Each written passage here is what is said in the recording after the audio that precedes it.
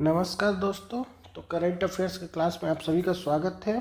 तो पिछले क्लास में हमने करंट अफेयर्स में बस्तर ओलंपिक तथा मंडावी का जो नक्सली मंडावी उससे रिलेटेड करंट अफेयर्स देखे। तो आज का हमारा टॉपिक है जो 1 नवंबर 2025 को हमारे भारत के प्रधानमंत्री श्री नरेंद्र मोदी जी का जो छत्तीसगढ़ दौरा हुआ था उसी को हम देखेंगे कि हमारे नरेंद्र मोदी जी जो दौरा किए 1 नवंबर 2025 को, तो उस दौरान उन्होंने कौन कौन से कार्यक्रम, कौन कौन से जगह पे उद्घाटन तथा शिलान्यास किया। तो चलिए आज के क्लास को हम शुरू करते हैं। तो सबसे पहले इसका डेट याद रखिएगा 1 नवंबर 2025।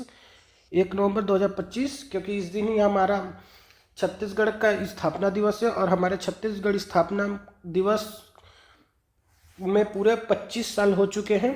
तो इस वजह से रजत जयंती मनाया जा रहा था 1 नवंबर को। तो उसी दौरान हमारे पीएम श्री नरेंद्र मोदी जी छत्तीसगढ़ आए थे। तो चलिए, तो सबसे पहले हम देखेंगे कौन कौन से कार्यक्रम हुए। तो सबसे पहले आप यहाँ पर देख सकते हैं कि सुबह 10 बजे कार्यक्रम दिल की बात, सुबह 10 बजे दिल की बात जो श्री सत्य साई संजीवनी हॉस्पिटल नवा रायपुर में है। ये छोटे बच्चों का, जैसे अगर कोई भी बच्चा है, छोटा बच्चा जन्म लेता है, अगर उसके हार्ट में, दिल में कोई भी बीमारी होती है या उसको दिल में छेद है, बीमारी बड़ा से बड़ा बीमारी, वहाँ पे उस हॉस्पिटल में फ्री में इलाज किया जाता है। उस हॉस्पिटल में, इस हॉस्पिटल में भारत के किसी भी कोने से लोग आके यहाँ पे इलाज करवा सकते हैं। तो उसी हॉस्पिटल में उन्होंने दिल की बात श्री सत्य साई संजीवनी अस्पताल जीवन के उपहार समारोह में जन्मजात हृदय रोगों का उपचार करा चुके 2500 बच्चों से संवाद किया। मतलब 2500 बच्चे, ऐसे बच्चे जो वहाँ हॉस्पिटल में अपना इलाज करवा चुके हैं। फिर उसके बाद 10 बजे के बाद सुबह 10:45 जस्ट 45 मिनट बाद वहीं पे एक और है ब्रह्मा कुमारी शांति शिखर, वो मेडिटेशन केंद्र है, उसका भी उद्घाटन किया है हमारे प्रधानमंत्री जी। जो आध्यात्मिक शिक्षा तथा शांति का ध्यान आधुनिक केंद्र है, जो वहाँ पे आप जाके मेडिटेशन कर सकते हैं। बहुत सी शिक्षा, शांति, आध्यात्मिक शिक्षा बहुत वहाँ पे आपको दिया जाएगा। फिर उसके बाद 10:30 10:45 के बाद नेक्स्ट उनका कार्यक्रम था सुबह 11:45 जस्ट 1 घंटे बाद नवा रायपुर में ही अटल नगर स्थित, मतलब हमारे जो नवा रायपुर अटल नगर है उसमें अभी छत्तीसगढ़ विधानसभा के नए भवन बना है, उसका उद्घाटन उन्होंने किया है। इस विधानसभा भवन का उद्घाटन 1 तारीख को ही किया गया 2025 को। और अगर इसका देखेंगे लागत ये भवन का, तो 325 करोड़ की लागत से ये भवन का निर्माण किया गया है। तथा हमारे भारत के पूर्व प्रधानमंत्री भारत रत्न अटल बिहारी वाजपेयी जी का प्रतिमा का अनावरण किया उन्होंने, ये देखिए यहाँ पे। फिर उसके बाद दोपहर 1:30 बजे 1:30 शहीद वीर नारायण सिंह स्मारक एवं जनजाति स्वतंत्रता सेनानी संग्रहालय का उद्घाटन किया है, जो इसकी लागत 52 करोड़ रुपए से ये संग्रहालय म्यूजियम बना है। आप सभी को तो पता होगा शहीद वीर नारायण सिंह हमारे स्वतंत्रता सेनानी में से एक है, जो उन्होंने हमारे देश को आज़ादी दिलाने के लिए अंग्रेजों के विरुद्ध कई विद्रोह किए। सबसे इनका प्रमुख विद्रोह है सोना खान का विद्रोह। तो उसके बाद दोपहर 2:30 बजे से 4 बजे छत्तीसगढ़ राज्य के गठन 25 वर्ष पूरे होने के उपलक्ष्य में आयोजित छत्तीसगढ़ रजत महोत्सव में 2025 का उद्घाटन किया। हमारे छत्तीसगढ़ को बने हुए पूरे 25 साल हो चुके हैं, तो उसी के उपलक्ष्य में छत्तीसगढ़ रजत महोत्सव 2025 का आयोजन किया जा रहा था, उसी का उन्होंने उद्घाटन किया। तो चलिए आपको एक बार फिर से देख लेते हैं। सुबह 10 बजे दिल की बात, सुबह 11:45 पे ब्रह्म कुमारी शांति शिखर का उद्घाटन, फिर 11:45 पे नवा रायपुर में जो स्थित विधानसभा भवन का उद्घाटन, फिर 1:30 बजे शहीद वीर नारायण सिंह म्यूजियम का उद्घाटन, फिर उसके बाद दोपहर 2:30 बजे से 4 बजे के बीच हमारा रजत महोत्सव का उद्घाटन। तो ये हो गया उनका कार्यक्रम। और एक कार्यक्रम में देने का एक और यहाँ पे विशेष बात ध्यान रखिएगा, जो मोदी जी जैकेट पहन के आए थे वो जैकेट पाटा कोटी जैकेट था। जो ये पाटा कोटी जैकेट में बहुत से छत्तीसगढ़ की पारंपरिक कला और जनजाति संस्कृति का एक तरह का प्रति सम्मान व्यक्त करने के लिए उन्होंने ये पहना था। और इस पाटा जैकेट में मतलब पाटा कोटी जो जैकेट पहने थे इसमें क्या क्या खास बात है तो आइए जानते हैं। देखिए, प्रधानमंत्री मोदी ने राज्य उत्सव कार्यक्रम में पाटा कोटी जैकेट पहनकर छत्तीसगढ़ की पारंपरिक कला जनजातीय संस्कृति के प्रति सम्मान व्यक्त किया। यह जैकेट पाटा बुनाई, ढोकरा कला और बैगा टैटू टैटू से प्रेरित है। इसमें तीन चीज़ इंपॉर्टेंट बात है। सबसे पहले पाटा बुनाई, फिर उसको ढोकरा कला, फिर बैगा टैटू। ये तीन चीज़ को आप याद रखिएगा, हम कंफर्म ये पूछ सकता है जो जैकेट पहने थे उसमें क्या क्या था। तो पहला पाटा बुनाई, ढोकरा कला और तीसरा बैगा टैटू। अब आगे देखेंगे तो इसमें जो तीनों था पाटा बुनाई, ढोकरा कला और बैगा टैटू। तो सबसे पहले हम देखेंगे पाटा बुनाई। पाटा बुनाई क्या है तो यहाँ पे देखिए, पाटा बुनाई बस्तर की एक पारंपरिक विलुप्त प्राय बुनाई कला है। ये अब ये कला अब धीरे धीरे विलुप्त होते जा रही है क्योंकि लोग इसको अब बहुत ही कम हो रहे हैं। तो ये सबसे इम्पोर्टेंट बात है। यहाँ पे देखिए, बस्तर का पारंपरिक विलुप्त प्राय बुनाई है जो जिसमें 2 और 3 रंग के जो अपने हाथों से रंगे जाते हैं धागे, उस धागे को पारंपरिक करघों पे तैयार किया जाता है। जो हथकरघा होता है उस पे ये 2-3 रंग के धागा से इसको तैयार किया जाता है। इसमें बाघ, मोर तथा हिरण का आकृति उकेरी जाती है। देखिए, बाघ, मोर और हिरण की आकृति उकेरी जाती है। तो इसमें सफ़ेद और मरून धागा, ये 2 धागा याद रखेगा, सफ़ेद और मरून, जो इसका विशिष्ट संयोजन इसकी पहचान है। जो सफ़ेद और मरून धागा का ऐसा कॉम्बिनेशन या संयोजन जो करते हैं, ये इसका विशिष्ट पहचान है, मरून और सफ़ेद धागा। ये पाटा बुनाई से रिलेटेड था। सबसे पहले इसमें बस्तर की विलुप्त प्राय कला है, मतलब ये बहुत ही अब कम हो चुका है। फिर इसमें दूसरा पॉइंट है, 2 से 3 कलर होते हैं जो अपने हाथों से, धागे जो होते हैं वो हाथों से कलर किए जाते हैं। फिर उसके बाद विशिष्ट प्रकार के हथकरघे पे इसको तैयार किया जाता है। फिर उसके बाद इसमें मोर, बाघ तथा हिरण का आकृति उकेरी जाती है। और इसमें सफ़ेद और मरून धागे का यूज़, मतलब संयोजन या कॉम्बिनेशन जो भी बोल लिया जाए, तो इसका यूज़ किया जाता है। फिर अब नेक्स्ट है बैगा टैटू। अब जब आप सभी को तो पता होगा, बैगा जनजाति पीबीटीजी में से एक जनजाति है जो पारंपरिक पहचान तथा शक्ति का प्रतीक है बैगा जनजाति। और ये हमारे छत्तीसगढ़ की सबसे बड़ी जनजाति है बैगाबन जनजाति। तो इसी के बाद जैसे माथे पर बनाए जाने वाले ज्यामितीय टैटू, जो बैगा जनजाति में देखोगे कि अपने माथे पे ज्यामितीय प्रकार के टैटू का डिज़ाइन बनाता है, उसी डिज़ाइन से प्रेरित होकर इस जैकेट में उस डिज़ाइन को बनाया गया तथा यह परंपरा और आधुनिकता का सुंदर संगम दर्शाता है। मतलब मॉडर्न और एंशिएंट, एक तरह से नहीं, सॉरी माफ़ कीजिएगा, मॉडर्न और परंपरा, ट्रेडिशन, जो मॉडर्न और ट्रेडिशन होता है, ये दोनों का एकदम सुंदर ही संगम दर्शाता है। फिर उसके बाद ये तो बैगा टैटू, मतलब बैगा टैटू में एक ही चीज़ याद रखने का आपको ज़रूरत है, जो उनके माथे पे ज्यामिति बनाया जाता है, यही डिजाइन जैकेट में रूपांतरित किया गया है। फिर उसके बाद आता है उनको पीएम को, जो हमारे प्रधानमंत्री आए थे, उनको भेंट क्या क्या दिया गया। तो सबसे पहले भेंट में सबसे इम्पोर्टेंट है ढोकरा मोमेंटो, ये याद रखिएगा, ढोकरा मोमेंटो उनको भेंट किया गया।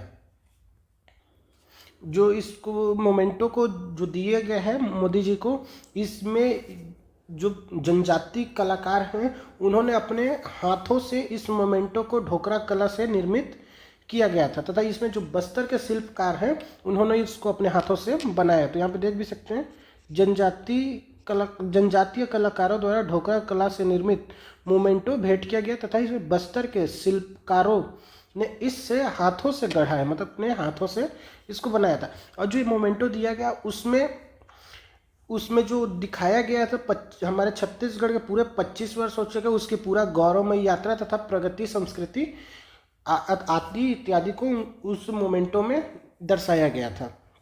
तो अब ये तो हो गया भेंट और कार्यक्रम। और फिर अब नेक्स्ट आते हैं जो मोदी जी ने पीएम की खास बात थी, जो उसमें उन्होंने क्या क्या अपना बात को बोला है। जो मोदी जी ने राज्य उत्सव में जो खास बातें बोली थी, तो चलिए देखते क्या क्या उन्होंने खास बातें बोली थी। तो सबसे पहले यहाँ पे देख सकते हैं, आज एक साथ 3.5 लाख परिवार अपने नए घर में गृह प्रवेश कर रहे हैं। मतलब इन्होंने एक जो आवास योजना था उसके तहत उन्होंने एक आवास योजना के बात को कही है कि आज एक साथ 3.5 लाख परिवार अपने नए घर में गृह प्रवेश करें। तथा उन्होंने दूसरी बात जो कही, अबूझमाड़ के रेकावया गांव में आज़ादी के बाद, ये इम्पोर्टेंट बात है, इसको आपको अच्छे से ध्यान रखना। ये मैं यहाँ पे IMP लिख देता हूँ, ये इम्पोर्टेंट है क्योंकि आज़ादी के बाद बोल रहा है। अबूझमाड़ में रेकावया गांव है एक, उसमें आज़ादी के बाद मतलब 1947 के बाद पहली बार स्कूल बना है। ये इम्पोर्टेंट है, मोस्ट इम्पोर्टेंट। ये पूछ सकता है कि कौन से गांव में आज़ादी के बाद पहली बार स्कूल बना है, तो गांव का नाम है रेकावया। फिर उसके बाद दूसरी बात उन्होंने कहा है धरती आबा जनजाति ग्राम उत्कर्ष अभियान और PM जनमन योजना आदिवासी विकास की नई दिशा है। ये जो धरती आबा जनजाति ग्राम उत्कर्ष अभियान जो चल रहा है और PM जनमन योजना आदिवासी विकास की नई दिशा है, मतलब इससे आदिवासियों का विकास हो रहा है। इन्होंने ये दूसरी बात कही। फिर तीसरी बात, मुझे गरीबी की पीड़ा पता है, इसलिए मेरी सरकार का मंत्र है गरीब की दवाई, गरीब की पढ़ाई, गरीब की कमाई और गरीब की सिंचाई। ये बात को भी याद रखिएगा, गरीब की दवाई, गरीब की पढ़ाई, गरीब की कमाई और गरीब की सिंचाई। टोटल कितने बात है? 4 बात हैं। सबसे पहले गरीब की दवाई, गरीब की पढ़ाई, गरीब की कमाई और गरीब की सिंचाई, इन्होंने ये 4 बातें को कही। फिर उसके बाद नेक्स्ट बात बोलते हैं कि छत्तीसगढ़ की मिट्टी ने हिंसा काल से शांति के पर्व में बदल दिया है। मतलब पहले बहुत से विद्रोह छत्तीसगढ़ में हुए हैं, वही हिंसा को लेते हुए कहा है कि हिंसा के काल को शांति के पर्व में बदल दिया है। ये हिंसा के काल को शांति के पर्व में बदल दिया है। यही असली रजत जयंती है। फिर नेक्स्ट पार्ट बोलते हैं 25 साल पहले सिर्फ एक मेडिकल कॉलेज था। आज से 25 साल पहले मतलब 2001 का बात करते हैं कि 2001 में सिर्फ एक मेडिकल कॉलेज था और आज देखा जाए तो 14 कॉलेज और एम्स से 5500 आयुष्मान आरोग्य मंदिर है। ये जो छत्तीसगढ़ की पहचान बन चुका है। 14 कॉलेज और एम्स हैं, 5500 आयुष्मान आरोग्य मंदिर। मतलब ये आरोग्य मंदिर एक तरह से छोटे छोटे जो जिला अस्पताल वहीं पे आयुष्मान एक बोला जा रहा है, छोटा छोटा हॉस्पिटल जैसा, मतलब आयुष से रिलेटेड है, वो खोला गया है। फिर उसके बाद नेक्स्ट बात बोलते हैं कभी गैस कनेक्शन सपना था, आज हमारा राज्य पाइपलाइन की ओर आगे बढ़ रहा है। मतलब घर घर में पाइपलाइन, मतलब गैस पाइपलाइन से अब आगे बढ़ रहा है तथा बिजली और इंटरनेट हर गांव तक है। तो ये इन्होंने कुछ खास बातें कही है। सबसे पहले उन्होंने कहा आज से 3.5 परिवार अपने घर में गृह प्रवेश कर रहे हैं। आज़ादी के बाद रेकाव्या अबूझमाड़ का जो गांव है रेकाव्या में पहली बार स्कूल बना। फिर उसके बाद उन्होंने कहा जो धरती आबा जनजाति ग्राम उत्कर्ष अभियान तथा PM जनमन योजना है, इससे आदिवासियों का विकास हो रहा है। फिर उसके बाद गरीबी पे 4 बातें बोलते हैं, गरीब की दवाई, गरीब की पढ़ाई, गरीब की कमाई और गरीब की सिंचाई। फिर उसके बाद उन्होंने कहा छत्तीसगढ़ की मिट्टी ने हिंसा काल को शांति के पर्व में बदल दिया है।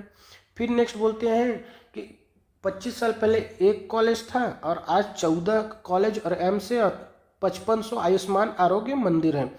अब गैस पाइपलाइन वाला बात करते हैं कि गैस कनेक्शन सपना था और आज हमारे राज्य में पाइपलाइन की ओर बढ़ रहा है और इंटरनेट और बिजली हर गांव तक है।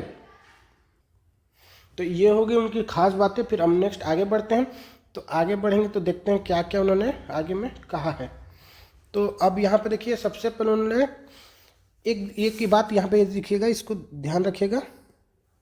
श्री नरेंद्र मोदी जी ने अपने कर कमलों से, अब लिखने वाले लिखे मतलब अपने हाथों से लगभग 14,300 करोड़ रुपए की राशि सड़क, ऊर्जा, उद्योग, आवास, ग्रामीण स्वास्थ्य क्षेत्र से जुड़ी विकास परियोजनाओं में उन्होंने या तो शिलान्यास, उद्घाटन, लोकार्पण या राष्ट्र को या गृह प्रवेश के थ्रू इन्होंने जारी किया है। बोले तो 14,300 करोड़ रुपए, इसको याद रखें, 14,300 करोड़ रुपए परियोजनाओं में इन्होंने दिया है। फिर नेक्स्ट है गृह प्रवेश एवं किस्त जारी 1200 करोड़ रुपए। एक योजना है गृह प्रवेश एवं किस्त जारी किए उन्होंने 1200 करोड़ रुपए जारी किए हैं। अब यहाँ पे देखिए ये जो PMAYG मतलब प्रधानमंत्री आवास योजना ग्रामीण के तहत बने 3.51 लाख 3.51 लाख आवासों को गृह प्रवेश एवं खुशियों के चाबी वितरण किया। मतलब वही 3,51,000 जो भी बोले 3.51 लाख आवास का गृह प्रवेश हुआ तथा 3 लाख लाभार्थियों को सहायता राशि की किस्त जारी की है। अब ये तो हो गया गृह प्रवेश मतलब आवास योजना के तहत। अब नेक्स्ट है उनका शिलान्यास। देखेंगे शिलान्यास कहाँ क्या क्या हुआ है। शिलान्यास में टोटल 7,459 करोड़ रुपए का मतलब लागत है। तो सबसे पहले यह देखेंगे जांजगीर चांपा और राजनांदगांव में स्मार्ट औद्योगिक क्षेत्र का शिलान्यास किया है। फिर नवा रायपुर में फार्मास्यूटिकल पार्क का शिलान्यास किया है। फिर बिलासपुर के ग्राम कोनी और उसलापुर में कार्यरत महिला छात्रावास का शिलान्यास किए हैं। फिर उसके बाद मनेनगढ़, कबीरधाम, जांजगीर चांपा और गीदम दंतेवाड़ा में शासकीय मेडिकल कॉलेज भवन का शिलान्यास किया है। फिर बिलासपुर में शासकीय आयुर्वेदिक कॉलेज एवं चिकित्सा भवन का शिलान्यास किया है। फिर उसके बाद तीसरा मतलब 3 राष्ट्रीय राजमार्ग पहला 130D और पत्थलगांव कुनकुरी छत्तीसगढ़ झारखंड सीमा तक 4 लेन ग्रीनफील्ड राजमार्ग का निर्माण एवं उन्नयन कार्य के लिए शिलान्यास किया है।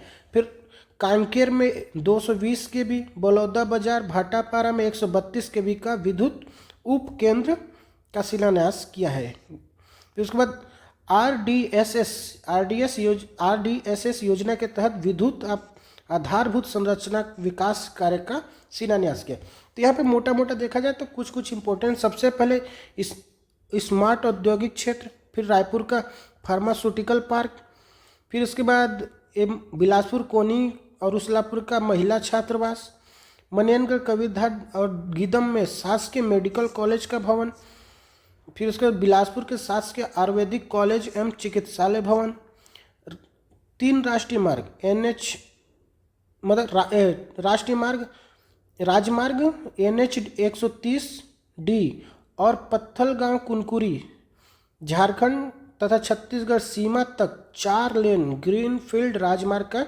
निर्माण एवं उन्नयन कार्य का शिलान्यास किया है। कांकेर में 220 kV और बलौदा बाजार भाटापारा में 132 kV का विद्युत उप केंद्र का शिलान्यास किया है। और RDSS योजना के तहत विद्युत आधारभूत संरचना का विकास कार्य किया। इसमें अगर देखा जाए तो सबसे पहले ये कांकेर वाला 220 kV और बलौदा बाजार 132 kV ये एक इम्पोर्टेंट है। राष्ट्रीय राजमार्ग NH का इम्पोर्टेंट है। फिर इधर से अगर देखेंगे तो नवा रायपुर का और जांजगीर चांपा का और एक बिलासपुर का है। ये 3-4 जो पॉइंट है ये इम्पोर्टेंट मेरे को लग रहे हैं। फिर उसके बाद नेक्स्ट ये तो बात हो गया शिलान्यास का। अब बात करते हैं उद्घाटन का। उन्होंने उद्घाटन किस चीज़ का किया है। तो सबसे पहले उद्घाटन 3,250 करोड़ रुपए की लागत से जो भी चीज़ें बना होगा उसका उद्घाटन इन्होंने किया है। तो सबसे पहले देखेंगे मुंगेली में 400, राजिम गरियाबंद और पाटन दुर्ग मतलब राजिम गरियाबंद जिला में ही है और पाटन दुर्ग जिले में है 220, रायपुर बेमेतरा बिलासपुर और कोरिया में 132 kV EHV के कुल 7 उप केंद्र का उद्घाटन इन्होंने किया है। मुंगेली में 400 kV, गरियाबंद राजिम और पाटन दुर्ग में 200 kV 220 kV और रायपुर बेमेतरा।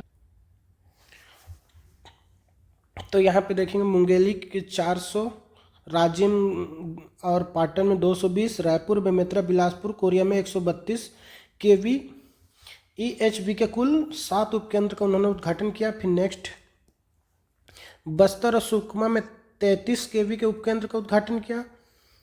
फिर 9 जिलों के 12 ब्लॉक में स्टार्टअप ग्राम उद्यमिता कार्यक्रम का इन्होंने उद्घाटन किया।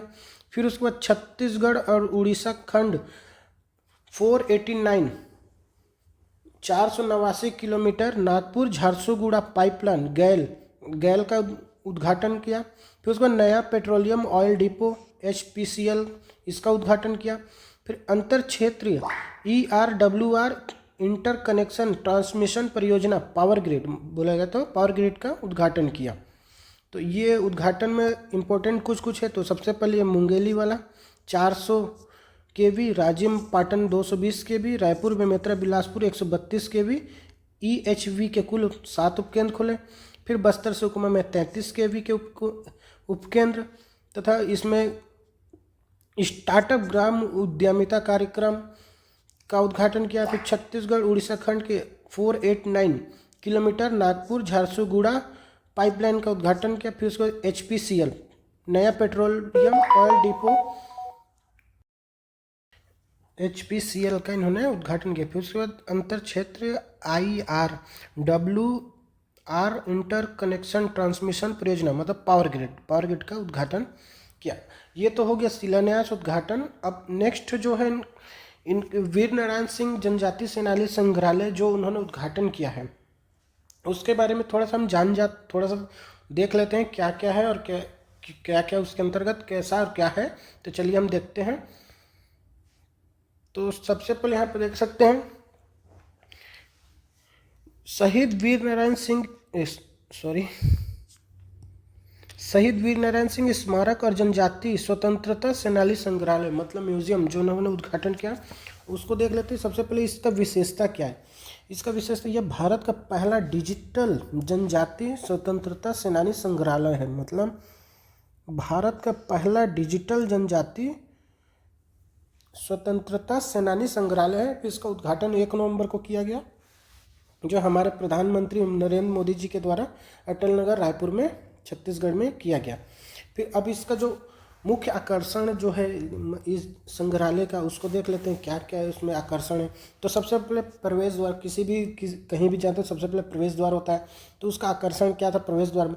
तो प्रवेश द्वार में सरगुजा के कारीगरों द्वारा निर्मित लकड़ी का नक्काशी प्रवेश द्वार में किया गया। मतलब ये इंपॉर्टेंट है कौन से कारीगर मतलब कहाँ के कारीगरों ने किया है। तो सरगुजा के कारीगरों ने किससे बनाया है लकड़ी से नक्काशी किया है प्रवेश द्वार का। फिर उसका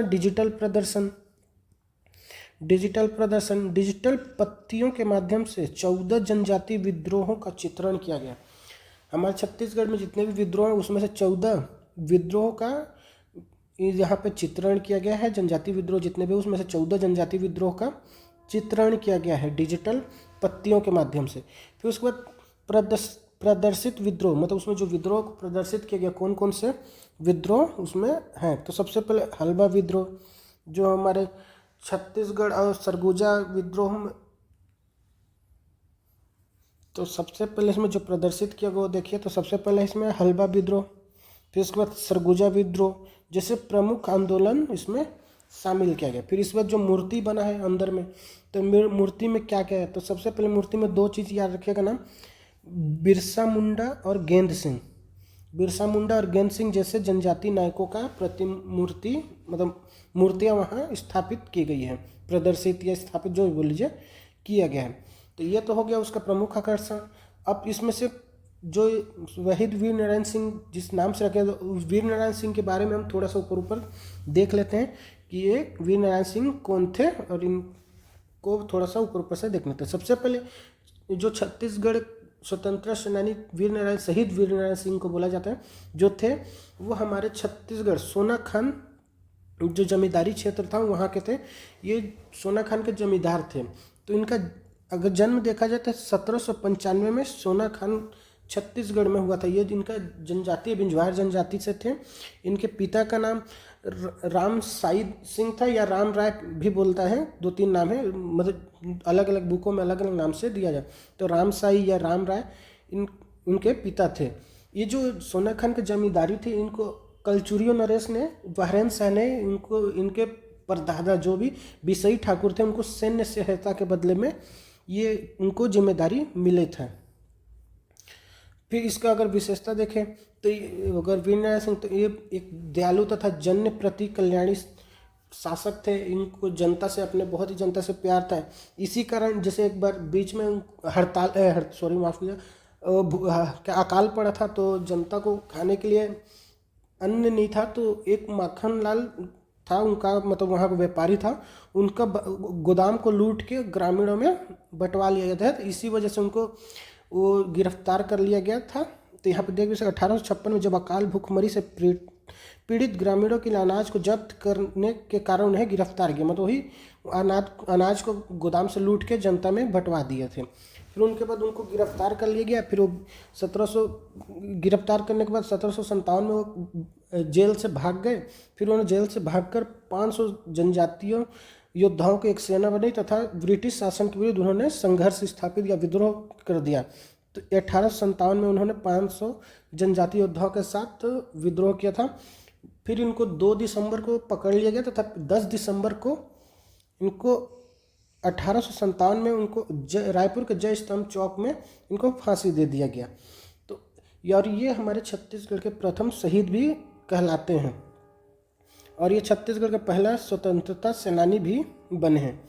तो ये उनको 10 दिसंबर 1857 को उनको गिरफ्तार करके जय स्तंभ चौक में रायपुर के फांसी दे दिए गए थे। अब इन्हीं के नाम से हमारे छत्तीसगढ़ में राज्य अलंकरण में एक पुरस्कार भी दिया जाता है, शहीद वीर नारायण सिंह पुरस्कार। तो ये जो सम्मान या पुरस्कार भी बोल सकते, तो ये छत्तीसगढ़ शासन ने शुरुआत किया तथा ये पिछड़े जनजाति वर्ग जो थे उनके उत्थान के लिए उत्कृष्ट कार्य करने वाले व्यक्तियों को सम्मान करने के लिए जनजाति जनजाति पिछड़े वर्गों को उत्थान के लिए सम्मान उनको दिया जाता था। तो अगर यहाँ पे देख भी सकते ये पुरस्कार का नाम है शहीद वीर नारायण सिंह सम्मान, प्रारंभ करता छत्तीसगढ़ शासन, उद्देश्य जनजाति एवं पिछड़े वर्ग के उत्थान के लिए उत्कृष्ट कार्य करने वाले व्यक्तियों को सम्मानित किया जाता है। अगर इस बार देखा जाए तो शहीद वीर नारायण सिंह 2025 में किसको मिला है, तो शहीद वीर नारायण सिंह 2025 में श्री हरीश साहू जी को मिला है ये पुरस्कार। अब ये छत्तीसगढ़ के प्रमुख जनजाति विद्रोह संग्रहालय में वर्णित हल्बा विद्रोह तथा सरगुजा विद्रोह को चित्रित किया गया। तो आई होप आप ये सब समझ चुके होंगे। तो अब ये मेरा छोटा सा कोशिश था आप सभी को समझाने के लिए। तो आज की वीडियो में बस इतना ही, मिलते हैं नेक्स्ट वीडियो में, तब तक के लिए जय हिंद जय भारत।